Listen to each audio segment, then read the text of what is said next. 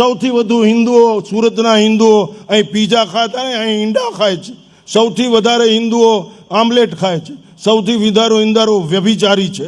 સૌથી આ બધા ફાર્મની અંદર પાર્ટીઓ નબળી થાય. મને નામ આવડે બાપુ, હું બોલી શકું એટલી તાકાત છે મારામાં. એ વ્યક્તિના નામ એ મને કાંઈ કરી શકે એમ નથી. મારી પાસે મસલ પાવર છે, માઇન્ડ પાવર છે. એ હિજડાઓની ફોજે રાષ્ટ્રને ખતરામાં મૂકી દીધું. સંપત્તિ કાંઈ ન થાય બાપુ, કોઈક મારીને લઈ જાય. અને પૈસા હાટું જીવાય? આ જીવન આજીવિકા માટે છે કે આજીવન માટે છે? આજીવિકા માટે પૈસા કમાવા માટે જીવવાનું? કૂતરા ક્યાં કાંઈ મહેનત કરે છે? 12-15 વર્ષ દસ્તાવેજ વગરના મકાનમાં રહે છે અને જલસા કરીને મરી જાય છે. આપણે એમાં જ હોય તો પછી એમાં જોઈન્ટ થઈ જાવ. આમાં હું કામ ગીરીદી કરો?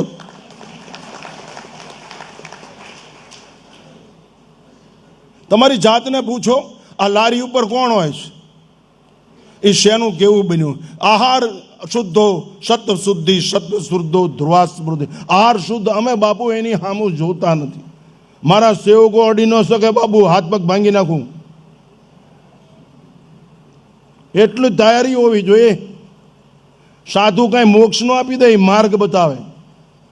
ચાલુ તમારે પડે. અમને ક્યારેય કુપથગામી ભાળો ભડાકો કરીને મારી નાખો, તમને તમારા બાપના આમ છે.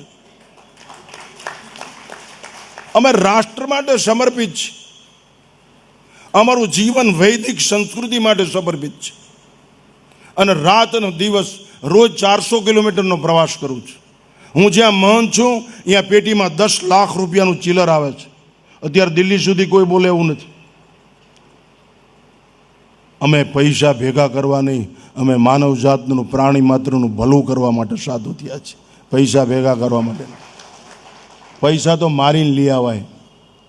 જીવન પૈસા માટે નહીં, જીવન પ્રેમ માટે છે. પ્રેમ. Love is always one way.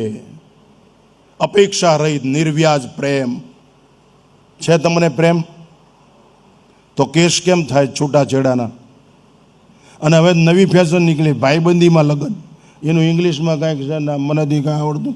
ભાઈબંધી લાલા. અરે મરી જાવ, એની માને પહેલાં ઝેર ખાઈને મરી જવું જોઈએ. આવી પેદા શું કામ કરો? દેશની જ માં દઈ નાખે એવા ને. આ અભદ્ર વિધાન હું સંન્યાસી હોવા છતાં બોલું છું. અમને અંદર દાજે છે. તમે સૌરાષ્ટ્રવાસીઓ સુરતમાં રહ્યો છો, આની મુહૂર્ત બગાડી નાખી. આ સંતોની ભૂમિ છે. આ સૂર્યપુત્રી તાપ્તીનો કિનારો છે. તમને આ માટે પૈસા આપ્યા છે બ્રહ્માણી અને ઉમૈયામાએ? તમારી પાસે તાકાત નથી. તમારો ગ્રસ્તાશ્રમ છે કે હોટલ છે? તમારા ઘરની અંદર પ્રકાશ કેમ નથી? આ વીજળીનો પ્રકાશ નહીં, આચરણનો પ્રકાશ. દિવ્યતા, ભવ્યતા એની મેળે ઢસડાઈને આવશે બાપુ. અમે કાંઈ મહેનત નથી કરતા, ટોયસ્ટી જીવી છે. હું મોટામાં મોટી શૈક્ષણિક સંસ્થા ચલાવું છું બાપુ. અંદર અવાજ ન થઈ શકે, કોઈ અસામાજિક તત્વ કરી શકે નહીં. મારા આશ્રમનો ડેલો ખુલ્લો હોય ને, ન્યુસન્સ એ ડેલા સામું જોઈ શકે નહીં. એને ખબર જ હોય કે ઘરે આવીને મારશે. છે એવી છાપ, છે એવી ધાક તમારી પ્રજા ઉપર. તમારી પ્રજા તમને ગળચી દબીને મારી નાખે. રેસમાં હારી જાય, દારૂમાં હારી જાય, માંસમાં હારી જાય, મદિરામાં હારી જાય, વેશ્યાગમન હારી કરી જાય. તોય તમે એમ કહો કે બેટા સુધરી જા. અરે મરી જા. આવા આના કરતાં પથ્થર જન્મ્યો હોત તો કોઈક ગરીબ માણસની દિવાલમાં કામ આવે.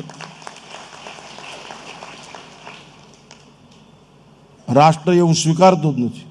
હમણે વાત સાંભળીને તમે, કીર્તન સાંભળ્યું, મનુષ્ય તું બડા માન, તું જો ચાહે પર્વત કો ભી ફોડ દે. માટે માતાઓને પહેલી નૈતિક ફરજ છે કે તમે તમારા ઉછેરમાં ફેર છે. ઉછેર સારો કરો.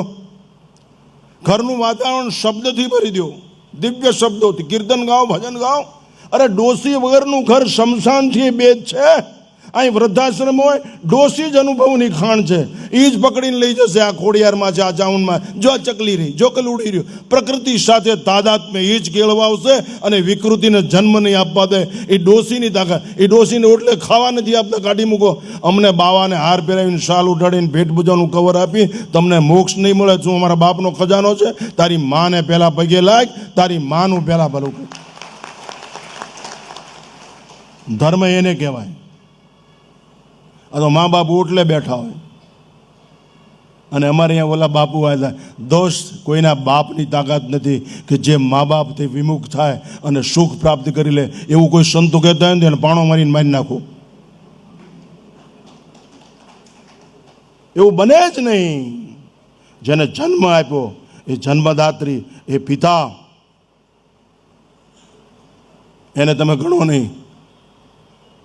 અને તમને દારૂની બોટલ ગમે, ગંજી બધાનું પનું ગમે. ગીતાના શ્લોકમાં શું ગાવા છે? રામાયણની ચોપાઈ, જે તમારું પરમ કલ્યાણ કરે એમ છે, જે મનુષ્ય ચરિતાર્થ કરી દે જીવનને, એવી ચોપાઈઓ છે. સજ્જનોનો સંગ કરો, નબળા માણસનો શું કામ સંગ કરવો છે? એને સુધારવા પ્રયત્ન કરો, એવું આચરણ કરો. મારી પાસે કેટલાય સાધુ એટલે ટર્મિનન્સ, ભાવનગર ટાઈમ, અહીંયાથી ટ્રેન પાછી. મારી પાસે કેટલાય ખૂની માણસો આવે. એક વખત તો 21 ખૂન કરેલો માણસ આવ્યો. આ એરિયાના માણસ હશે તો કદાચ એને દુઃખ થાય. દારૂડિયા આવે, જુગારી આવે, અમે એને સુધારવા પ્રયત્ન કરી, ધક્કો નથી મારતા, દરવાજા બંધ નથી કરતા. ટર્મિનન્સ સંતે ટર્મિનન્સ પોઈન્ટ છે.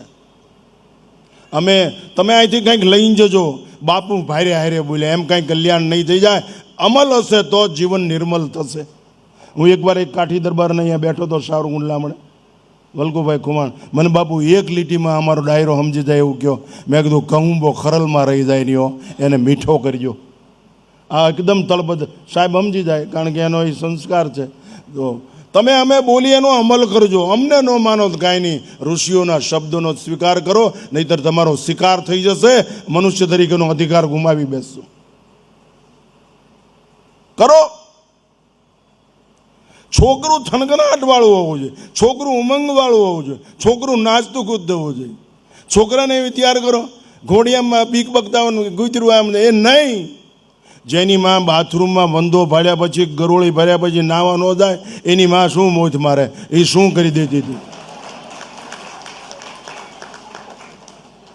તમારી દીકરીને કયો પર્સમાં છરી રાખે, લિપસ્ટિકની બોટલ ન રહે તો કાંઈ નહીં, છરી રાખે અને કાતિલને પહેલાં ભરાવીને મારી નાખે. પરિણામ જે આવવું એ આવે. દેશ બચશે તો જ. આપણે કાંઈ ન કરાય. રણછોડને કંઈ લે, દૂધ લે, બા કે શેરીમાં કૂતરા કરડે, આલા મરી જાઓ ને આવા હું કામ પેદા કર્યું. અમે કૂતરા શું મોતથી નથી. આ છાતી ઉપર કેટલી વાર 303 આવી ગઈ, ગોળીઓના ઘા છે, છરીઓના ઘા છે. બાપુ આ દેશની 52 સ્ત્રીઓ દીકરીઓને આ ખંભે બચાવેલી છે મુસલમાનના હાથમાંથી, જાનના જોખમે. અમે તમારી સામે હોશિયારી નથી. અમે કોલેજમાં ભણતા, અમારી પાસે કોઈ દીકરી આવીને ઊભી રહી જાય, કોઈના બાપની તાકાત નથી કે એનું નામ લઈ શકે. ઘરે જઈને મારી નાખી, મારી એમ નહીં, મારી નાખી. અમને જેલ આ ભૂમિની અને આ મહેલ આ ભૂમિના અમારા માટે સમાન છે. જો રાષ્ટ્ર બચતું હોય તો ફાંસીનો મંચ મજૂર છે, મોક્ષ ન મળે તો કાંઈ નહીં, અમને ભલે ફાંસી મળે. અમે આ રાષ્ટ્રની વિચારધારા ઉપર ફિદા છીએ, ફના છીએ. અમારું ગાંઠ પણ જ આ રાષ્ટ્રની વિચારધારા ઉપર ફના જ ફિદા છે. માટે માતાઓએ ધ્યાન રાખવાની જરૂર છે. બાળકોનો ઉછેર જ એવી કરો. ડોસીને ઘરમાં રહેવા દો, એ મંદિરે લઈ જશે, એ પ્રકૃતિ સાથે થાય. આ તો કંઈ ડોસી ગમે જ નહીં. ડોસીનો ગમે, રાંધવું ન ગમે. અત્યારની બાઈઓને લાપસીક રોટલા આવડતા નહીં, શું આવડે? પીઝા ને બર્ગર ખાઈને ગરડીઓ થઈ ગઈ, એ શું ગમે કરે? પાણીપુરી ખાઈને મરી ગઈ, શું કરે? જે દેશની સ્ત્રી આરિશા સામે અડધો કલાક ગુમાવે, એ દેશનું સૌંદર્ય શું ધિક્કારને પાત્ર છે. એની પ્રજા નિર્માલ્ય અને હિજડા જેવી થાય. અત્યારે બમ્પહેડ ઉપર આટલા છે, એ પહેલાં હતા જ નહીં. આનું કારણ તમારો ખોરાક છે, એટલે જ આવા છોકરા જન્મે છે. બમ્પહેડ ઉપર કેટલા ઉભા રહે છે, આમ કરીને 10 રૂપિયા માગે. જોયું તમે? એટલા પહેલાં હતા સાહેબ, હતા એટલા પહેલાં. અત્યારે આવી ગયા. તમારો પાપ છે. હું મારા કુટુંબમાં, મારા પરિવારમાં 39મો યુવાન સંન્યાસી છું. 39મો. અને 39 RSSથી ઘડાયેલા, 39 રાષ્ટ્રપ્રેમી, 39 ધર્મપ્રેમી, સંસ્કૃતિ પ્રેમી, ખુલ્લું જીવન, બોલ્ડ લાઈફ. અમે કોઈ દિવસ પૈસો માંગ્યો નથી. અમે કોઈ દિવસ ભંગાર વસ્તુ ખાધી નથી. અમારી આંખ બગડી નથી, અમારી પાંખ કોઈ દિવસ કપાણી નથી. અમારી રાખમાંય બોલતું હશે. શું બોલતું હશે? પરમ વૈ ભવન ને તુમે તત્વ રાષ્ટ્રમ, આ બોલતું હશે. નમસ્તે સદા વત્સલે માતૃભૂમે, આ ન ઇદમ મમ ઇદમ રાષ્ટ્રાય સ્વાહા, રાષ્ટ્રને સમર્પિત છે. તમારી પ્રજાને શીખડાવો. તન તંદુરસ્ત, મન સ્વચ્છ, વિચારોની પવિત્રતા, સત્કર્મનો પ્રવાહ વયા જ કરે. સત્કર્મ એ જ આશીર્વાદ. સૂત્રકાર એમ કહે છે સત્કર્મ સ્વયમેવ આશિસ્ત. માટે ધન્યો ગ્રસ્થાશ્રમો, માતાઓની નૈતિક ફરજ છે. ઘરને દિવ્ય બનાવો, ઘરને મંદિર બનાવો. ભૌતિકતા એની મેળે ઢસડાઈને આવશે.